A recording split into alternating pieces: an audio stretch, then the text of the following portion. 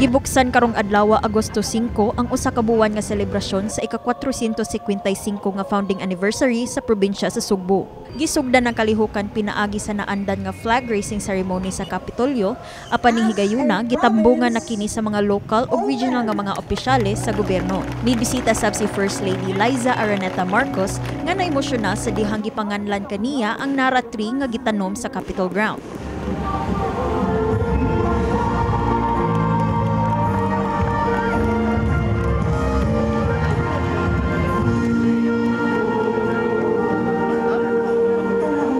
Ang tree planting activity usa ka tinuig nga tradisyon sa Kapitolyo. Gibuksan sab ang tabo sa Kapitolyo kung asa gipasigarbo sa matag LGU ang nakadaiya nga mga produkto ug pagkaon gikan sa ilang dapit. Ang lungsod sa Tudela sa Isla sa Camotes pibida sa ilang takla ug cassava cookies malunggay.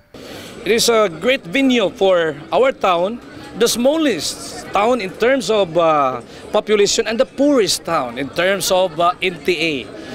From the Camotes group of islands, tinatawag itong takla because of its sound. Ganyan, no? Paghulihin siya through the sound. Mipadayag sab si Talisay Mayor Samsam Gulyas sa kamahinungdanon sa tabo sa Kapitolyo, ilabi na sa tabang niini sa mga farmers o mga small business owners. Of course, it is another setting where we can sell our products and introduce Talisay to the world. We are doing something like this in the city every payday where the farmers and fisher folks can sell in City Hall so that yung mga employees namin can buy directly and no middleman.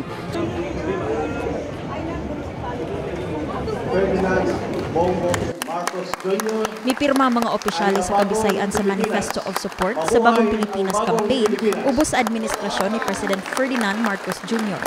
Sa ikaduhang higayon, emosyonal na sab ang First Lady sa iyang gihulagway nga pagkahiusa sa mga Sugboanon nga mga opisyales sa pagsuporta sa maong campaign. And then today what you did, I mean the showing of unity, it's really so touching. And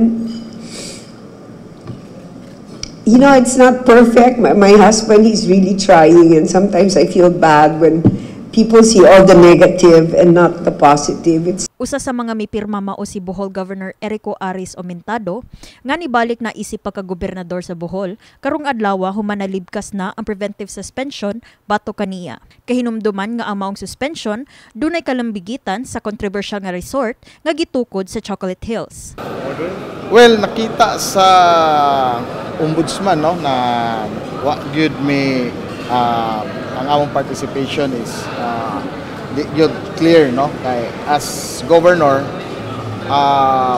member naman jud ko adto nakalingkawas sa Kaguol and I learned some lesson na kinlanon gud na ato yung tutukan ang mga kabahin sa protected area.